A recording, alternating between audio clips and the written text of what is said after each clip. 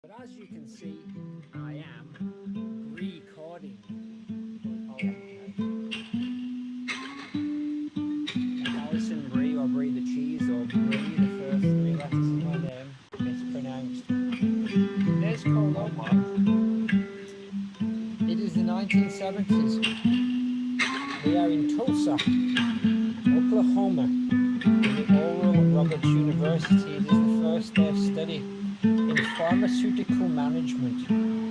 And a young Edward Flanders walks in and sits down and puts his books next to a young lady, Maudey, and a very uncomfortable conversation ensues. Would you rather be Maud or Ned? Or the occasion? Maud. What a surprise. And action. Oh, doodly goodly. I'm glad I'm on time for my very first lesson in pharmaceutical management. I'm going to sit down here right in the front. Doodly. Oh, hello. Oh, doodly. Doodly. Oh, doodly. Oh, hello? Pardon me. Doodly. Oh, hello? Hello. Well, this is quite a pickle, isn't it? We're both here. Yes. You can sit down if you like. Oh, yes. Take the weight off my fiddly-lead. Oh, here's Professor Chomswansky. He's coming in. Oh, I hope he doesn't fall over the steps again. Oh, he has done. Oh dear. Oh, diddly ear. He looks in pain. My name is Maud. My name's Maud. Nice to meet you. Oh no. Your name is Maud. Oh diddly no, let me check my books. What have I got written here? My name is Nedwood Flanders. Nice to meet you. I am Maud Flanders. Goodman. Maud Flanders? No. Goodman. I meant Goodman. It was a strange thing to say.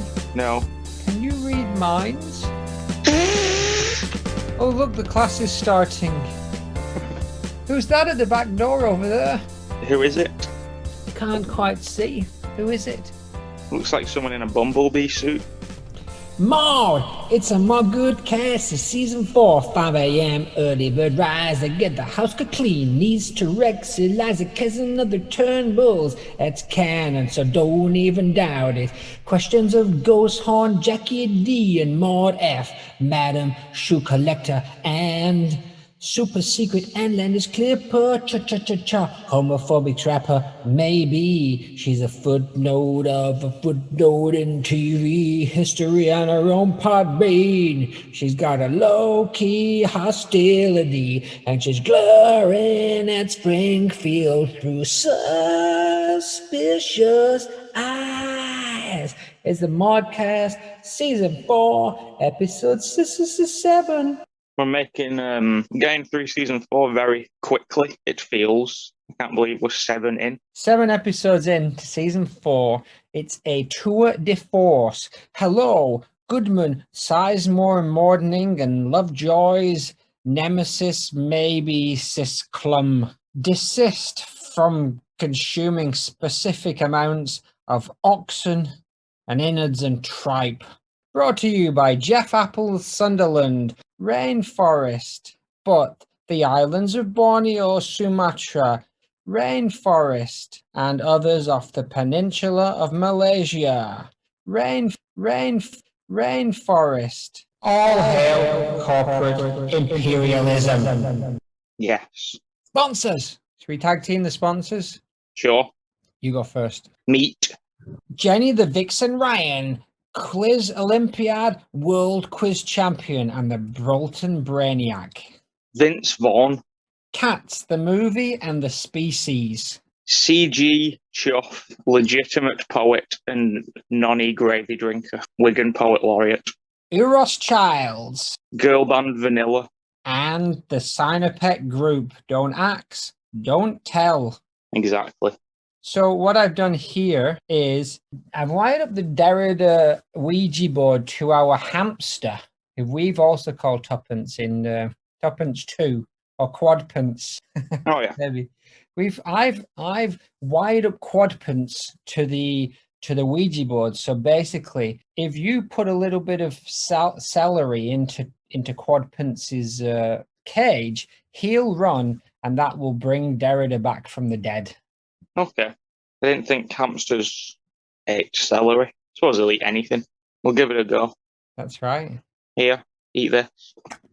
Ah, Good that you asked, Nathan. Following the war, I taught philosophy at the Sorbonne as an assistant of Suzanne Bachelard, daughter of Gaston, as well as Paul Suspicion Ricoeur. My wife, Marguerite, gave birth to our first child, Pierre, in 1963. In 1965, I began an association with the Tel Quel group of literary and philosophical theorists. But I distanced myself from the Tel Quel group as I had reservations about their embrace of Maoism and the Chinese Cultural Revolution. My second son, Jean, was born in 1967. So, Nathan, Hi. how are you today? I'm okay. Would you like a quote from me that you can interpret in your own fine way? Yes. You're rifling through these intro bits, aren't you? Yeah. Just get 'em done, lad. That's what they'd say down in Wigan Town. What is called objectivity, scientific for instance, in which I firmly believe, imposes itself only within a context which is extremely vast, old, firmly established or rooted in a network of conventions, and yet still remains a context. I am inclined to agree with this one because Maude, I think we've spoken about this before, like symbolism. Like you recognise Maude from the design without any context of The Simpsons, etc. now, but without those predetermined contexts, you wouldn't know who or what she was.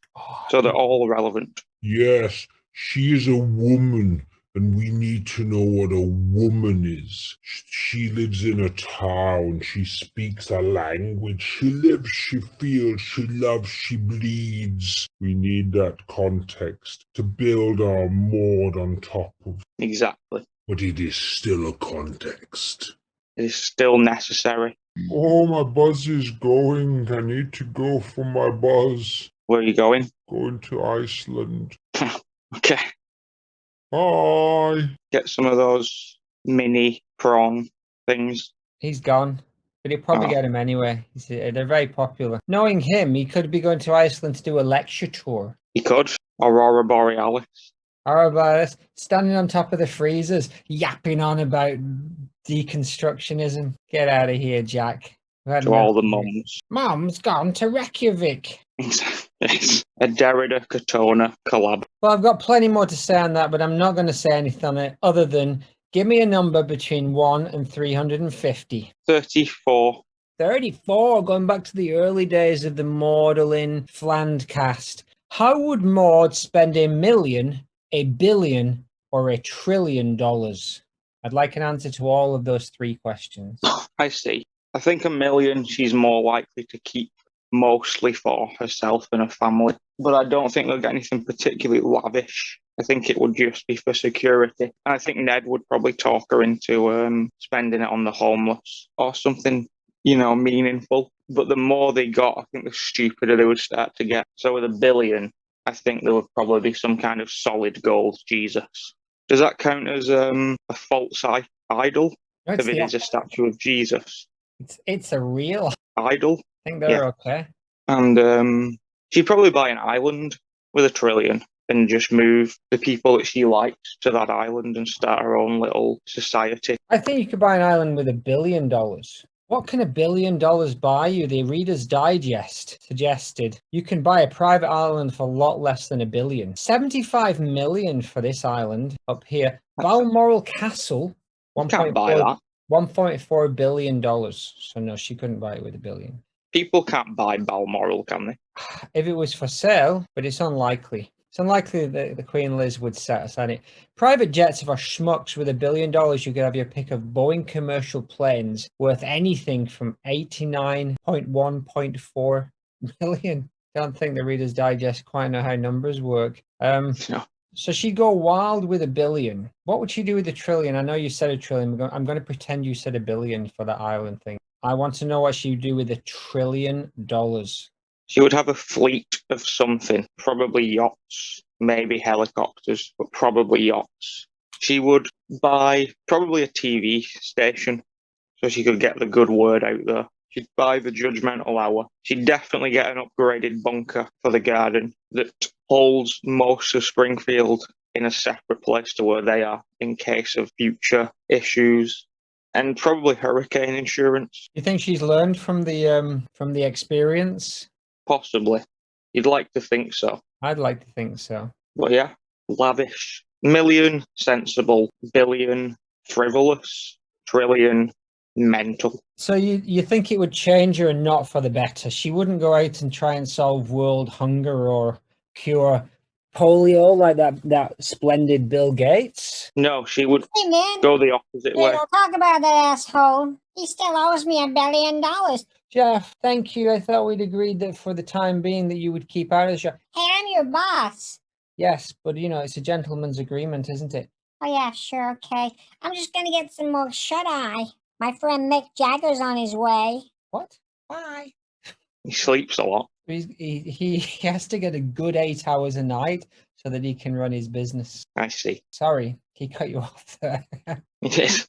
I don't remember what I was saying. Ring, ring, ring, ring. Hey, who's this? Is this the check-in from Rex in the MFIMDB 5? We haven't heard from him in a while, and I asked him if he'd check in and see what he was up to. I'll find out. Hello? Hello? Hello, Rex. This is Nathan. It is. How are you? I'm all right. I'm not too bad. How are you doing down there? Woof.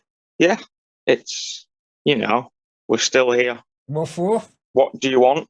It was just that Brevis said I'd have to check in because he said he'd been hearing some reports on Twitter of weird noises going on in and stuff up here. But I want to just reassure him the only thing that's going on is we got 4 astronauts who take a quick ride inside their SpaceX Crew Dragon vehicle this week for a new docking port as the International Space Station up here ramps up for a series of crew swaps. As you know, we will get some new Dragon commanders coming in. Woof woof. Michael Barker, Victor Woof Woof, and Shannon.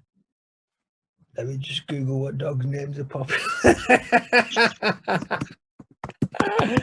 Shouldn't have done that in the Rex twice, should I? Popular dog names. Is this unprofessional? It'll all be in there. Where was I? New Dragon commanders. Michael, Toby Buster, Victor. Can't be this hard to read dogs' names from a list. Victor, Max Duke, and a lady was joining us also. Soichi Inu11. Soichi Inu11 I see. is coming to join us. Help! Help! What was that? Ignore that. That's nothing. It's just got a squeaky wheel over there. April will be a busy month on the orbital lab as 3 new expedition members come to us. Meanwhile, our residents are keeping up an array of research into microgravity's impact on biology and physics. Woof woof. How's the rebuilding of your Flanders things what burned down? Help! We've got one. John! Are you John! Are you sure that's a wheel? Just a squeaky wheel. Shut it! Oh, I'm losing the signal. Bye. It said John. Hello?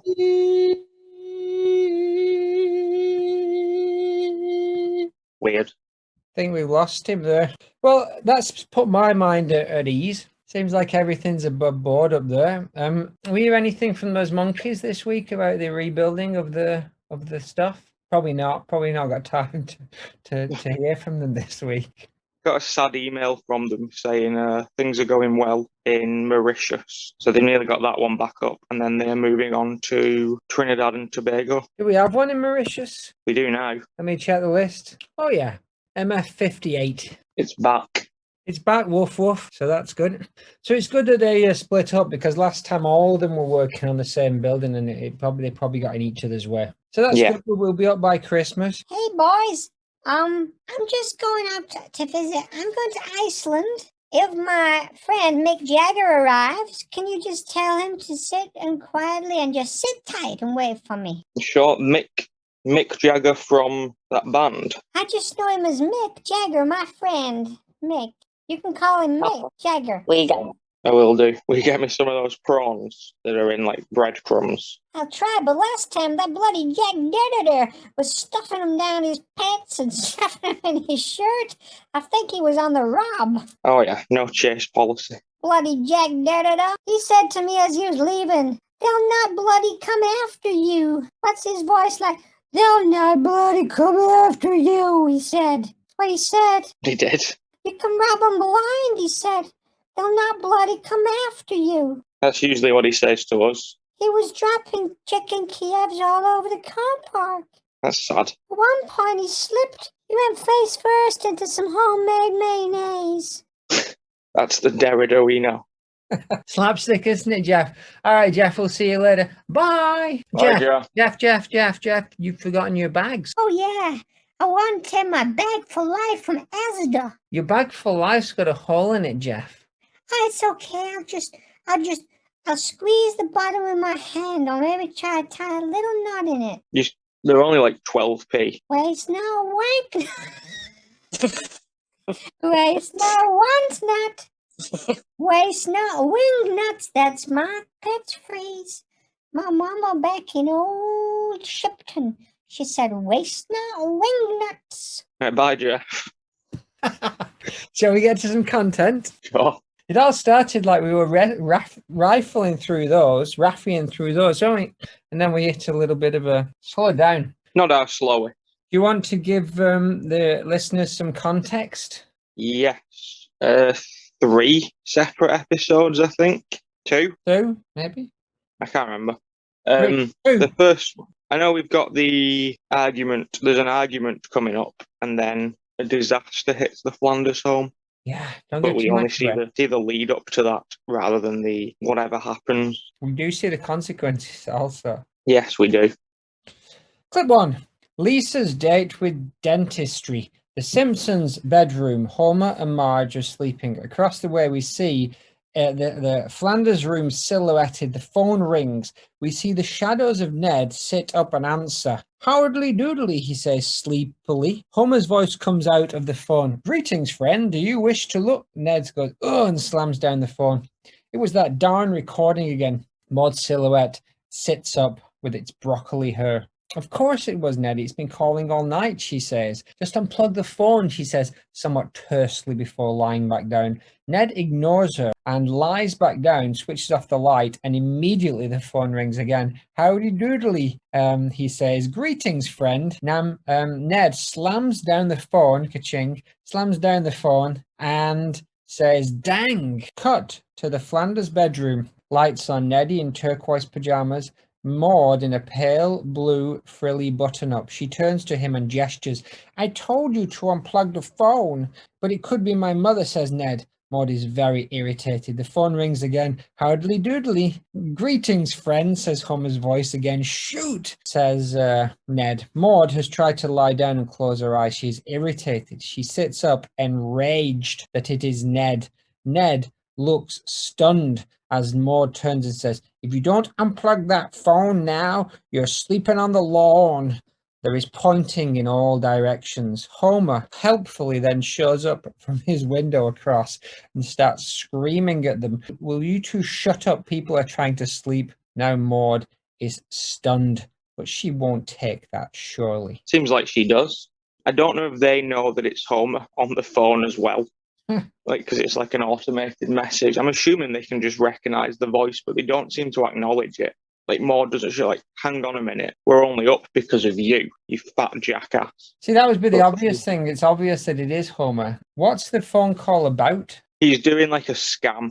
It's called Happy Dude, and he basically phones. It's like automated to phone every phone in Springfield, and he says if you pay $1, you are guaranteed eternal happiness, basically. One Morgola. And then he gets caught by the police and has to shut it down. So he starts a second one called Sorry Dude, in which he asks people to also send him $1.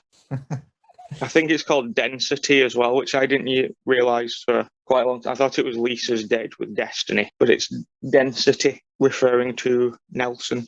Oh, because he's stupid. Yes. I see. Yes.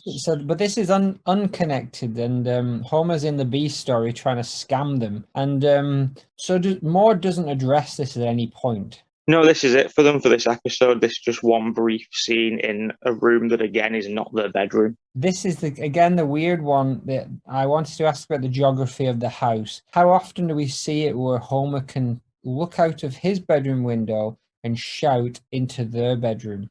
It's happened a couple of times where the windows are facing, but sometimes it's Rod and Todd's room, and sometimes it's the spare room. Then we're looking at now, we've got living room, rumpus room, secret church in the rumpus room, Beatles room, panic room, man cave, 2 bedrooms, at least 1 bathroom with a peephole, and the dining room. So we're talking at least 10 rooms in this house already.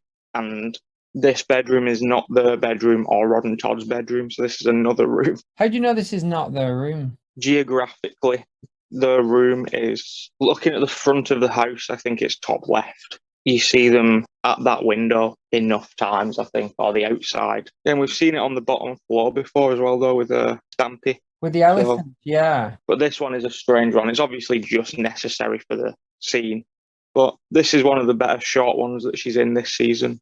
And in comparison to the Bongo Cast, this is one of the only times we've seen them get like this with each other in the show. And it was way more amped up than this in the Bongo Cast. Maude's the Ned here. Well, to be fair, Ned is incredibly irritating in the fact that he won't stop answering the phone, but he doesn't fight back. He just sits there and takes it, knowing that he's pretty much completely in the wrong. Is she really reasonable? Is this in character for Maude?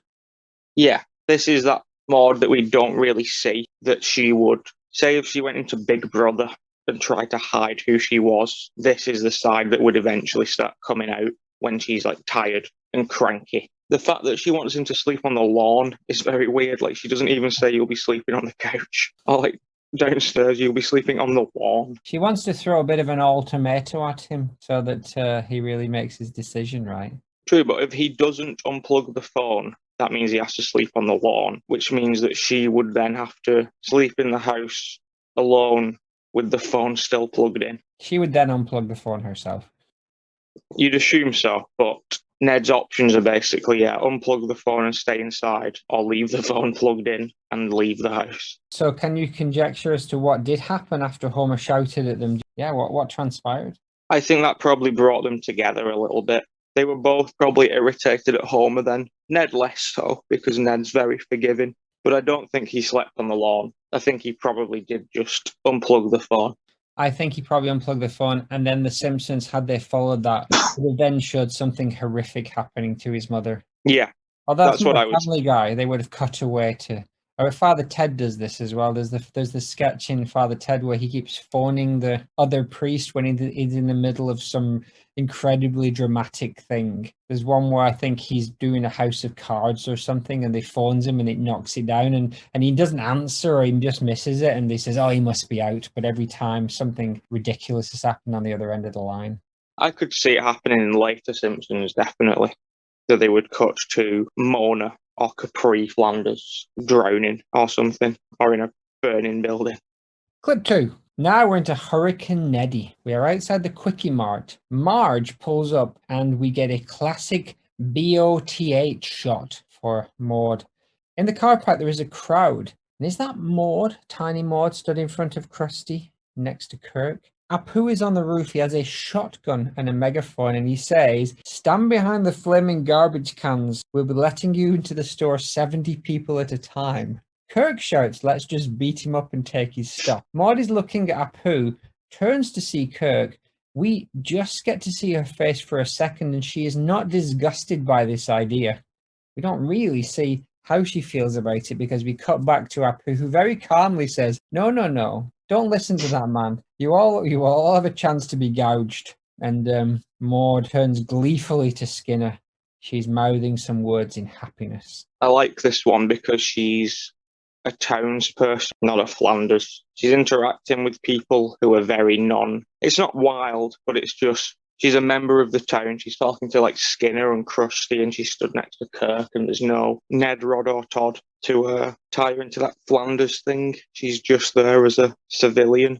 So that's fun, and she's again in the mob mood of, she'd have gone along with Kirk in this situation, I think, even though she saw how much of a liability he can be. Yeah. And Apu came to Ned's fake funeral in the Bongo Cast only last week. And Apu showed up to Maison Derriere just a few weeks ago to help out with his Hindu prayers. So they've had a couple of run-ins this week. So I think in the last few weeks. So I think Maude then turning on him and stealing all his stuff. That's not okay. No, it's not, especially after the whole vote yes on 24 thing as well. The immigration episode that we covered in our season 3. She was very Team Apu then, but he is holding a shotgun at her, and this is sort of more relevant now than probably then with the whole pandemic situation at the start, with people going crazy for toilet roll and stuff, and Apu's handling of it is very apt. Yeah. There's something with him being on the roof with a shotgun that, reminds me of like Dawn of the Dead, right, in the shopping mall. I wonder if that was deliberate. They don't do a zombie kind of reference or parody there at all, do they? Not in this scene, no, but they have done it twice, and Apu is quite central in one of them. So, clip 3. Cut to the store interior. People are dashing for the shelves. There is a hurricane on the way. Maud is right in there with Lenny, running for what looks like the sweets counter. A second later, the crowd clears, and Kirk Van Houten again is in there crouching, glasses askew. What part did Maud play in this destruction of Kirk? Cut to people buying Hurricane Cat Chow. Hurricane written on the bag and the word cat crossed out, so it says Hurricane Chow. Edna's getting right in there. Kearney is filling up a gas tank with squishies. And Marge and Lisa are at the counter. And I've said, who is this guy? You know what I mean? I know what you mean. He walks like directly across, doesn't he? It looks like Hugh Laurie. Yeah, no idea. He might be. I'll have to check this, but do you remember the very early on when some guy jumped up and said Ned Flanders is in trouble? Yeah. Is it that guy? I thought it might be that guy. He's a weird one. He doesn't say or do anything, but he looks pretty cool. And he does look like Hugh Laurie, one of our sponsors. Marge and Lisa at the counter. Who is this guy? We get a classic BOTH shot. Maud's arms seem filled with good stuff. And I wonder just how aggressive she needs to get to fill her arms. Because I think she's not averse to a little bit of fisticuffs to get what she needs.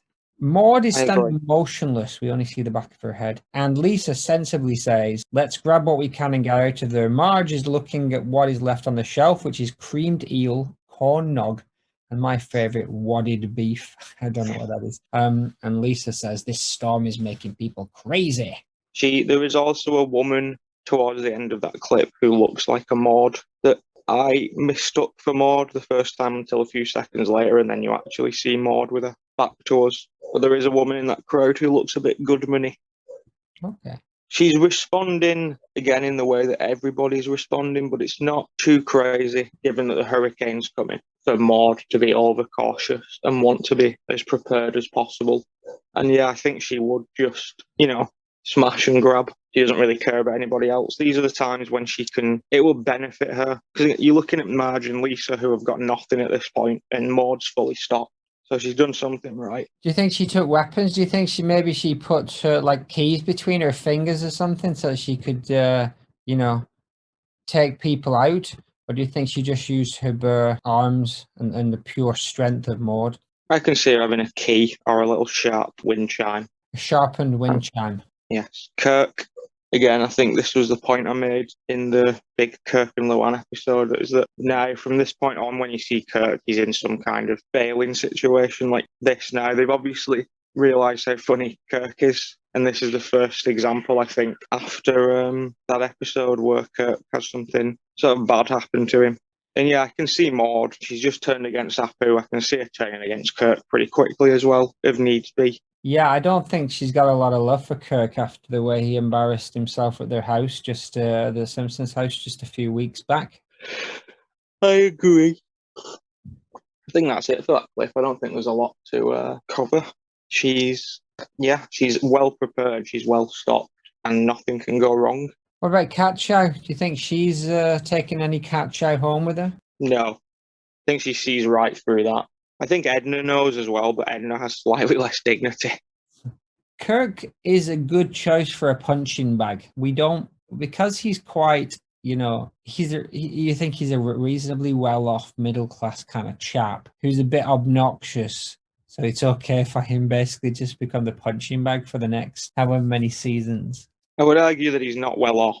Like one of his characteristics, especially after the breakup, now he lives in like a bachelor apartment and he doesn't have a job, and one of the jokes is that he's constantly like scrounging money when he does things with Milhouse because he's such a loser.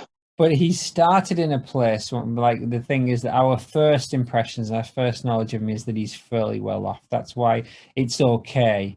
It's not as much fun if he started as a really poor dude and we were just mocking him. I don't know, you've got Mole Man and Gil who both fit into that category of you're mocking them because they're weak. I guess so, yeah.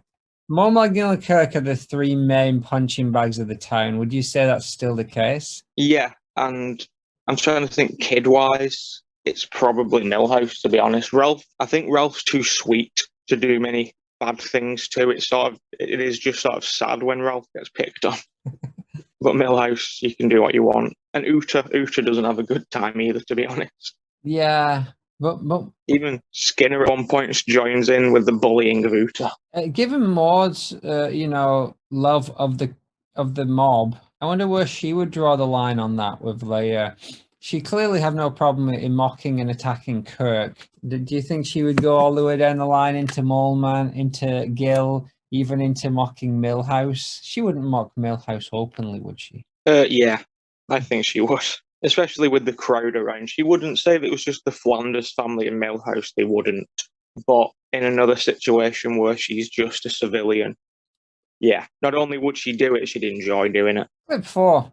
We are in the remains of the Flanders house that has been destroyed by a hurricane. Ned is softly shouting for Maude, Rod and Todd.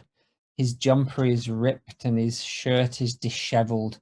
Todd says, "I'm right here, Daddy." And indeed he is, sitting upside down on a chair in the wreckage reading a book. Then the bathtub, which has been upturned, lifts up and it is Maude, also with a torn jumper, but the rest of her outfit looks pretty fly. "Oh, Neddy, it was terrifying. I thought I was heading for the eternal bliss of paradise. Oh my gosh, look at Todd. Look at Rod," says Todd. "Oh my gosh, look at Rod," says Todd. Rod, it seemed, has been shot through a tree trunk, which has resulted in the flattening of his hair and a headache, but he's a very lucky chap that that's the only thing he suffered after being thrown literally through the trunk of a tree. This was one of the most prominent references to death. Like, there's two in this scene alone, and obviously it's relevant, it's not out of nowhere, is it? But the fact that she's already talking about death as a positive, like, she's still saying she was scared, but she refers to it as the eternal bliss of paradise. That's already setting up that she's going to be okay when she goes, which is nice. It's rude of her to... Ned shouts all of the names, and then Todd shouts, "I'm here." And he goes over and Maud's like, "Oh, I'm here too." In her defense, she is inside an upturned bathtub, which might make it difficult to hear.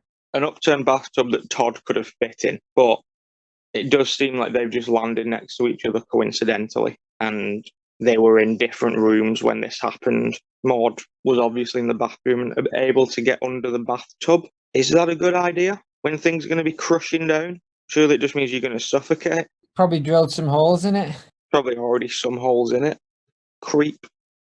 Yeah, Rod clearly has the best genetics in the Flanders family, because if Maude had gone through that tree, all of it would have been broken. And Rod's fine. Rod has a headache from this, and he would have just been dead. To be honest, it's somewhat it's implausible to me, Nathan, that a child could be shot through the trunk of a tree. Do you think there was already a hole in that tree trunk for some reason, and he was just very, very lucky that he went through that hole? That's what I was going to say, because it's very cartoonish. Even for this cartoon, it's very like Roadrunner and that nasty coyote that wanted to eat him. Slapstick, and it looks like it was done purely so they could do some comedy hair on him. Is it funny to see Rod like this when Rod's such like a pleasant kid? And I think the answer is yes.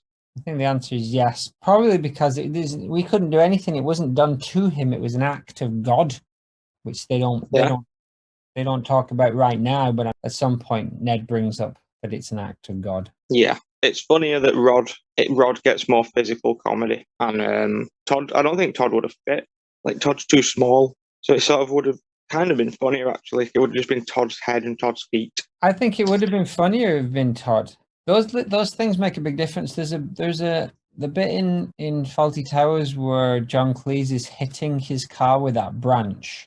The funniest part where he says, "Right, I'm going to give you a damn good thrashing." He gets out and he starts hitting his car with a branch. He said that he had to try branches of several different sizes to see which was funniest. And in some branches it wasn't that funny, but that branch particularly, for some reason, it was funny. So Rod was relatively amusing, but I think a Todd would have been funnier. Here's the point I would make there is this thing arguably is far worse than the thing that actually killed Maude. Definitely, because this happened to all four of them for a start, and there's more work to be done, basically, following this. This is destroyed. Shooting through the tree. I mean, the thing where Rod was shot through a tree trunk is far worse and far more painful and life-threatening than Maude falling off. I'll give it to her. It was quite a high stadium. I'd say they're both equal, though. Like, if Maude died there, Rod should have died here. But it would have been grimmer, definitely, to have them have killed one of the kids in this episode just to get Ned to where he needs to get. It would have been an unnecessary act. Of God. So Maude, her face is quite flat. Her is disheveled. She's got sleepy eyes and this kind of like, I don't know what that expression. What is that expression? like zonked. Done for. Well, sir. Everyone's alive, says Ned. That's something to be thankful for. Maude puts her arm around Rod. Homer says, now that kind of attitude ain't going to get your house back. Marge says to Maude, I'm sure the insurance will cover the house. Maude gets all demure and touches her lip and kind of almost giggles. Well, no, and she shrugs her shoulders a little bit embarrassed. Neddy doesn't believe in insurance. He considers it a form of gambling, and then she does a little laugh. Todd looks terrified, barely moves. He's just doing 1,000-yard stare the whole time. Or is it Rod? Todd? I don't know. Yeah, she looks like she knows that not having insurance is a stupid idea, just from the way that she delivers the line. Like, she puts all the blame on Ned immediately. So, this was his idea. This has nothing to do with me. Yeah, Ned. Sad line for Ned, isn't it? At least we're all alive. That's something to be thankful for. Foreshadowing, possibly the third in this clip. The insurance thing, though, do you think Maude, because she did kind of laugh and giggle like, well, the thing is, like, as if it's some small little kind of thing that's just got in the way, but she knows it's huge. She knows that they've now lost their entire house and all of their money. And she doesn't seem particularly... she seems slightly embarrassed. She must have gone along with this. I mean, she made him sleep on the lawn just a few minutes ago because he wouldn't unplug the phone.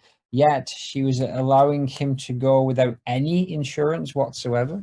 There is the possibility that she has insurance and she just lets him believe that they don't have it. That seems to me more in line with Maude, in that she would be like, there's no chance we're not having insurance, but I don't want to make Ned feel unheard or not believed, so I will just secretly. She'll probably got loads of insurance papers in that ice cream room.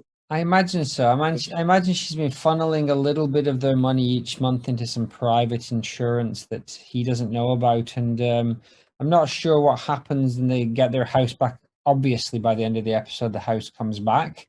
Some kind of fundraising in the town, if I remember rightly. Is that how it works? Yes, we will come up to it. Don't worry.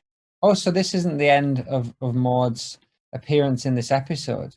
No, this is merely the beginning of this Maude journey. She's the rock that holds the Flanders family together for at least 2 scenes. I see. So the next couple of episodes are going to be based on this episode. The next one. So Ned says, it's funny, the only thing that survived the hurricane were the family tombstones. They're all we have left. And they do have 4 tombstones, one for every member of the family. And Ned's ripped outfit is very funny. His sock is showing and everything's all torn up. Homer waves and says, well, call us if you need anything, and heads off, leaving them stood in the garden next to the tombstones and the destroyed house. Homer being great again. Homer being like he was with Kirk, just oblivious. Like, he's so happy when he delivers that line. Like, he really doesn't think that much has gone wrong here, I don't think. Like, I don't think he's sort of taken any joy in Flanders being in such a bad situation. I think he just honestly doesn't think it's that bad. Again, Homer deals with this kind of stuff on a daily basis, but when it's Homer, things are reset super quick and easily. And when it's Ned,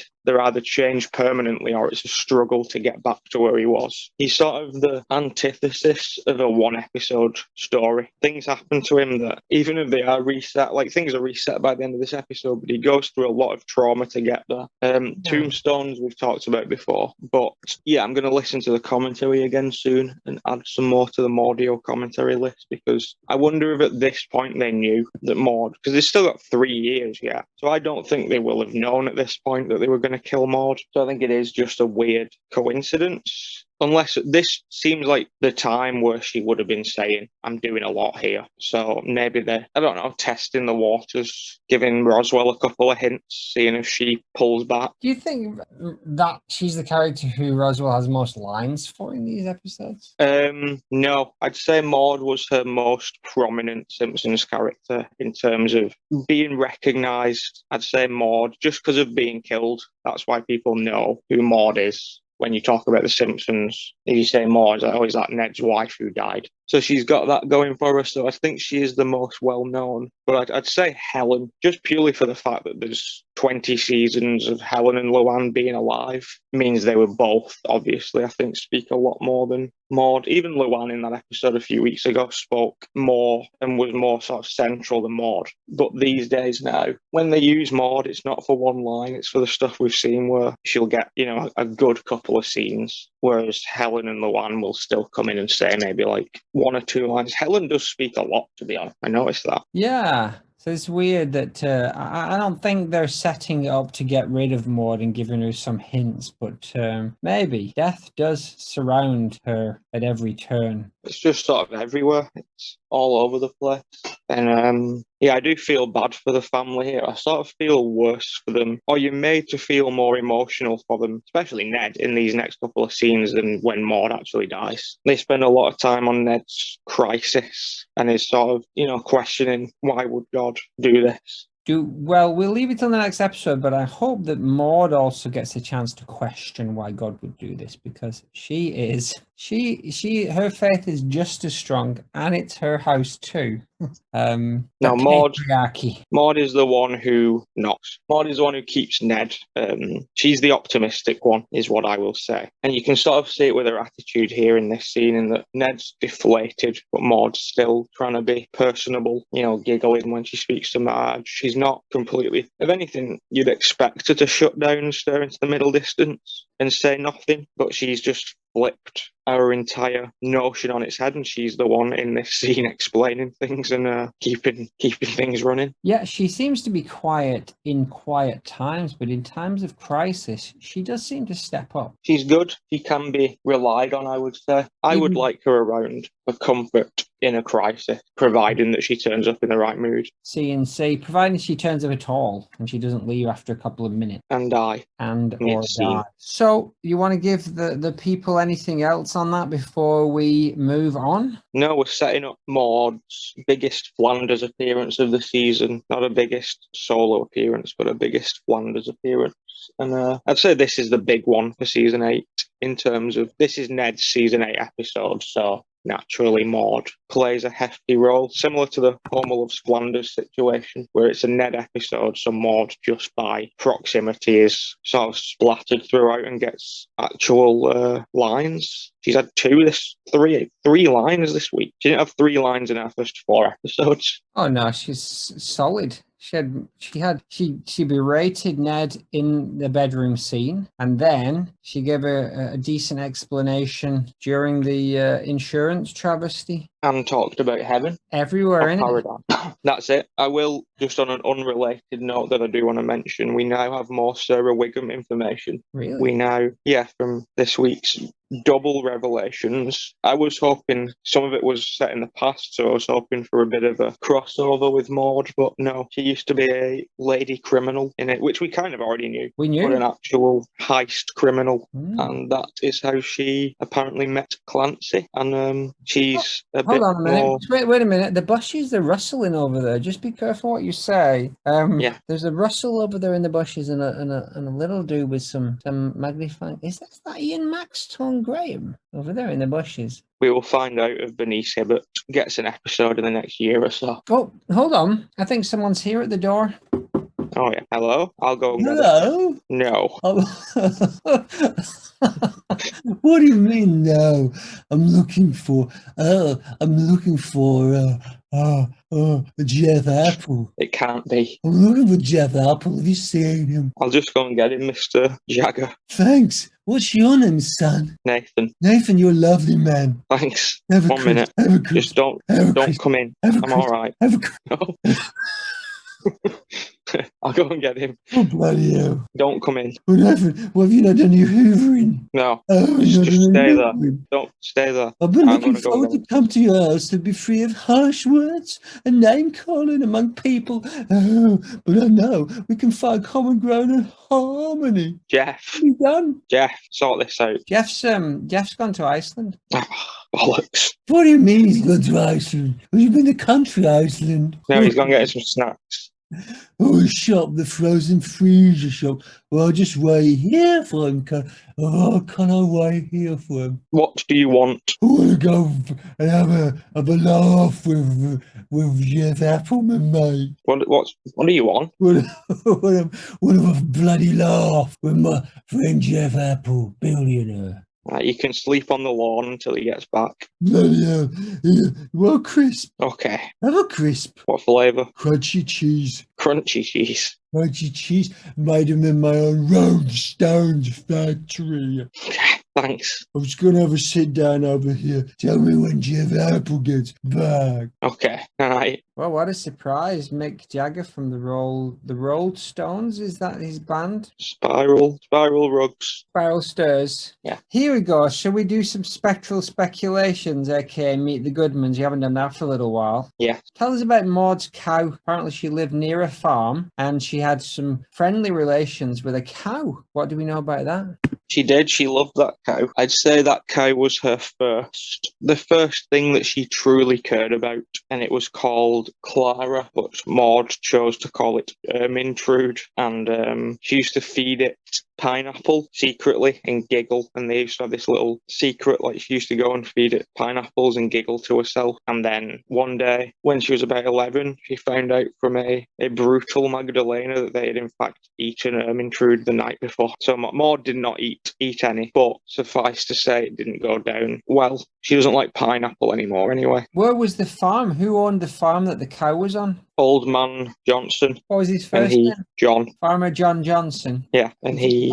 Was the farm close to the Goodman's abode? Yeah, it's as far away as we are from Windsor's World of Shoes. Oh yeah, Windsor's World of Shoes just over there on the other side of the canal, isn't it? Yeah, you can almost see it. So she used to walk after her schooling every day. She would sneak some pineapple to Clara and they would giggle and have a lovely time. They did it for about 6 years. Really? So the cow was probably on its way out anyway. How At long least do it got cows live? 30. I'll Oh, find out now. It's a long time. See, that cow is only middle-aged. That was only a middle-aged cow when they decided to chow down on it. 18 to 22 years. All right, so it was kind of on its way out. What ages Yeah. was Maud when she interacted with this cow? About 6. From about 6 to about 11. All right. But there were many cows, but she only really liked that one. Could she tell them apart, or did she just go to the closest cow? Clara had a small silver bell in one of her ears that looked a little bit like Jesus. That's nice. That's good. So that's probably why she got into it, because she was big into Jesus back then, right? Yeah, more so than ever. Was she always into Jesus, or did it come and go? I think there were distinct phases. I'd say there's a period we've not looked at yet between probably about 17 and just before university at maybe like 19, where I think she probably rejected God and all his desires, whatever they say. And of all his worldly chims, all of his worldly kibble. And of course, at post-death, there is a point where she also says that there is no God. So she definitely goes back on it as an adult, as a dead adult. Comes and goes, doesn't it? Faith shit shooken. Do we want to have a diary? A more diary here? Yes. I will just get the book. Dear diary, it's Maude again. Haha, it's always Maude. It's my diary. Sorry, I thought I'd open with a joke. Today was an exceptionally lovely day for me because I got to see my cousin Sarah and we had a bit of a falling out when we were younger over a boy called Ralph who may or may not have ratted. So yeah, for years we weren't friends, but we do both live in the same town or city now. So I extended the olive branch of peace and asked her did she want to go and get a coffee and talk about her elusive past as a lady criminal with a gang of criminals, including Lindsay Nagel. So she said, yeah, right, F it, why not? Let's do it. So we met up and we had a lovely afternoon and I got to learn a lot about Sarah Wiggum and who she actually is. And her voice was all over the place. She sounded one moment she sounded like someone doing a Ralph impression, the next she just sounded like Nick Offerman's wife from Will and Grey. And then back to the, pop and fresh Bart voice. So that was a bit confusing, but she's doing well. Her weight varies. Her is nicer than we thought, and she's not thick. I always thought she was a bit of a dummy, which is rude to say, and she proved me wrong. I've not really got anything else to say, but I'm just really drawing this out because I don't want to have to go downstairs and talk to Rod and Todd about homework. They have to do homework about Satan, and I just can't be arsed. So I'm staying up here and just going to keep writing nonsense and, fill in pages. You know who else I like? That's Carl. He seems like a nice guy. Alright, I can hear Todd crying, so I'm going to go. The end. Interesting. So she got along well. Olive branch extended to Sarah Wiggum, her cousin, who's having some voice issues by the sounds of it. And but generally it was good that they're friends again. Hopefully they'll interact a little bit more. And that makes me wonder if Sarah's going to become more of a fixture in Springfield going forward. But obviously it's wildly unlikely. Written a long time ago, so who knows? And I was surprised that she had no problem with helping her children do homework about Satan. Of course, it's probably about how bad Satan is, not about how good he or she might be. Well, she can take the opportunity to teach them what she wants to teach them about Satan. So this is a chance to get in there and say, this guy ain't all that. Yeah, and all that. He's just invented he started off not too bad and he got really quite bad. Yeah, Rotter. He was the anti-hero of the Bible. Exactly, but history is written by the omnipotent winners. Yes. And Carl, she's never talked about Carl before. Which one's Carl? Carl Black, Lenny White.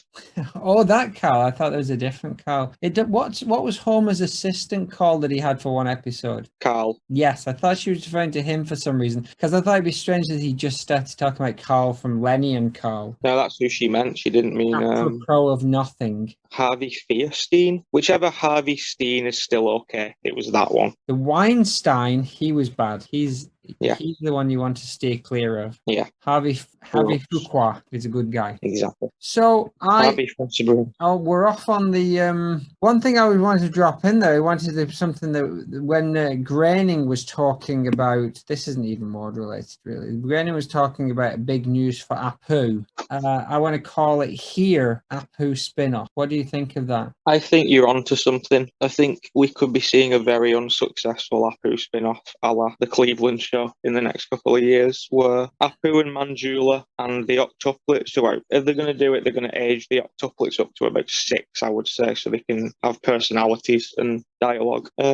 Because, children under the age of 6 are just shells. But no, I can see that happening. I can see Appul and Manjula and Skinner moving to New Orleans and Wigan. Do you not think, though, that it is now prime for a Springfield spin-off? Do you not think that might be where they go with it?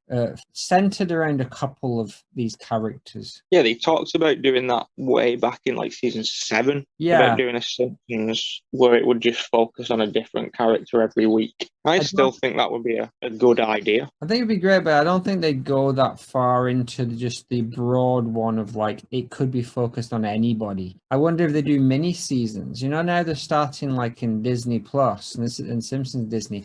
They're starting doing those like mini seasons based on like your Falcon and the Winter Soldier. That's like 6 episodes or whatever, and essentially setting up a bigger universe. That would be awesome, wouldn't it? If they did 6 episode like runs about particular characters and they're all within a universe. But I know the Simpsons universe wouldn't work like that, maybe, unless they made some changes. I would be happy with that. I would be happy with them doing it. Either way, I could see it working, especially if I did it. It would work. Have we covered? It's essentially the cast.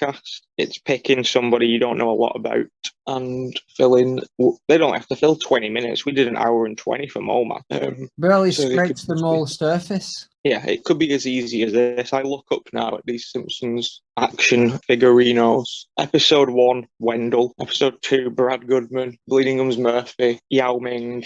Dolph. Corporal Punishment. There you go. There's a full 6 episodes. But what they would do is you would want them to have like narrative arcs that were woven in together. That would be the thing.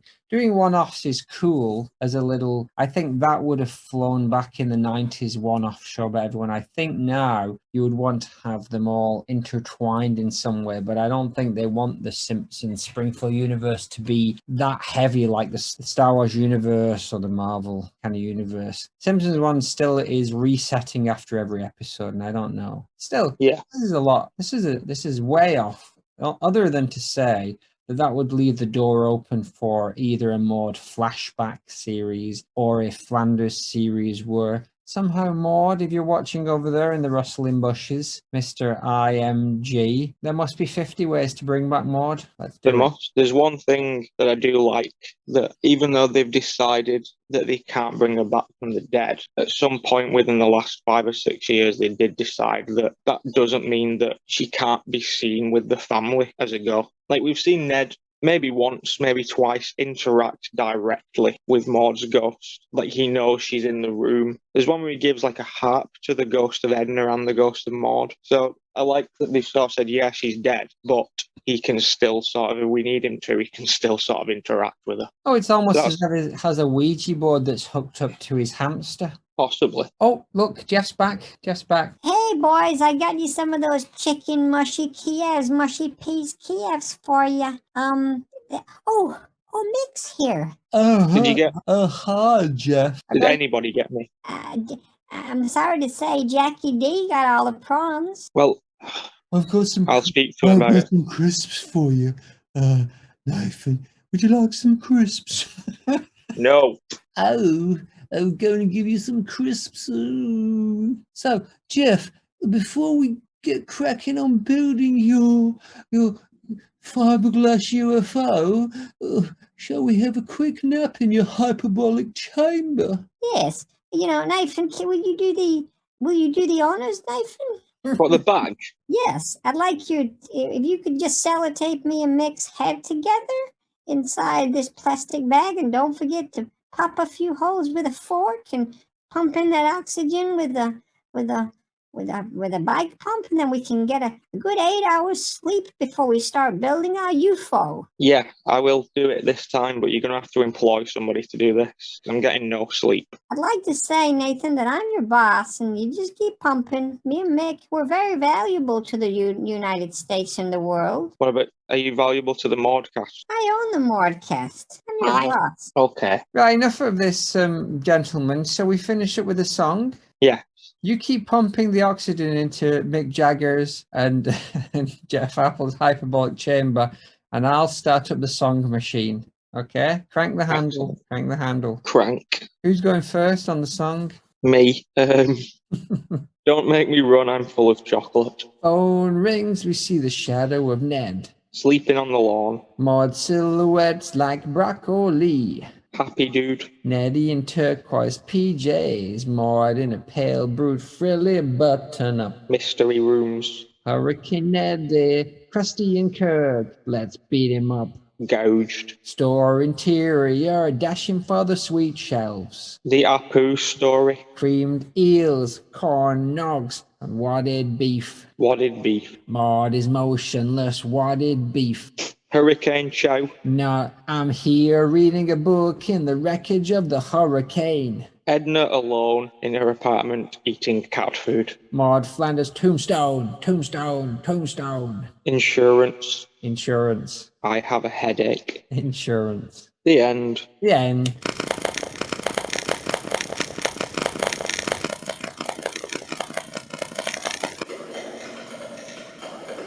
Well, you know, just like Maud's Day, there's ups and downs in that episode.